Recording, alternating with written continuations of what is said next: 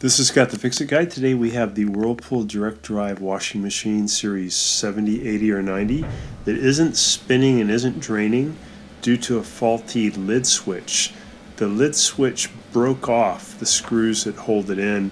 The plastic broke, and now we're going to be replacing the lid switch. This is kind of a faster way to do it than normal. You have to make sure the machine is unplugged. And we have the switch is just available to us. It's just sitting right here where it's easy to see.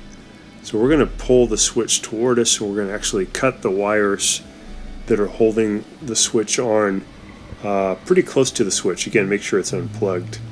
So here's this switch. It just broke the screws that hold it in. Plastic broke. Here's the wire behind it. I'm going to expose as much of the wire as I can. And I'm going to now use my Phillips head screwdriver to remove the screws that are kind of caught to a little bit of the plastic that used to encase them, but the plastic broke. I just want to get these screws out. So I'm going to remove those. I have a new switch that I'm going to put in. And this is not the conventional way. This is where you're going to be splicing the wires in. So I'm cutting the old wires. And then I'm going to strip back about a 1/4 inch of the plastic insulation to expose some of the wire. I'm going to be using some wire splicers, and they're pretty cool little things that we use to crimp down to connect wire together. So I'm just using my wire strippers to strip back a little bit of the wire. Again, this is not the conventional way to do this, but maybe if your washing machine was not easily removable from its location, you could do it this way. It's a little bit faster. So I'll twist the metal of the wire to make sure it's all ready to go. And I've got my new switch with my wire splicers on it, and I'm going to crimp down on the wire splicer once I get the wire in there. These are the blue colored ones. I'm going to be just crimping down. I'm using a pair of long nose vice grips to do the crimping because there's not much space. I'm going to use two hands to squeeze down and crimp the wire splicer.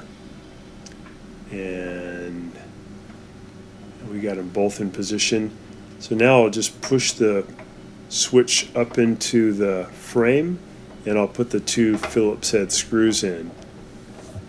And then we're done.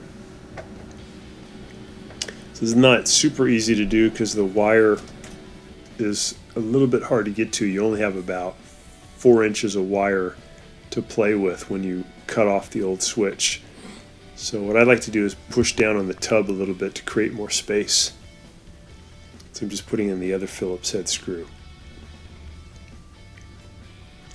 Again, the good thing about doing it this way is it is faster, and if you can't get the machine out to remove the cabinet, this is another method of putting it in by splicing the wires.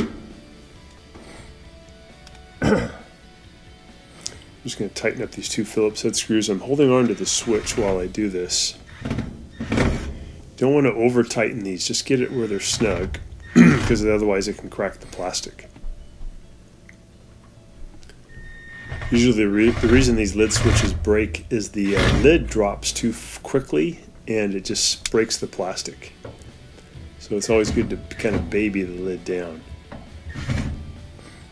Keeping those tight. These, by the way, are really good washing machines. These last for often over 20 years.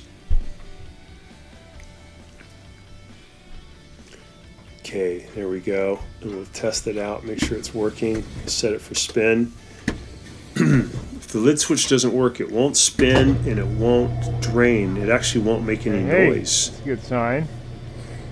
But if the lid switch is working, it will spin and will drain. And it's actually a pretty easy repair. So I hope this has been helpful to you, and please subscribe to our channel when you get a chance. Thanks a lot.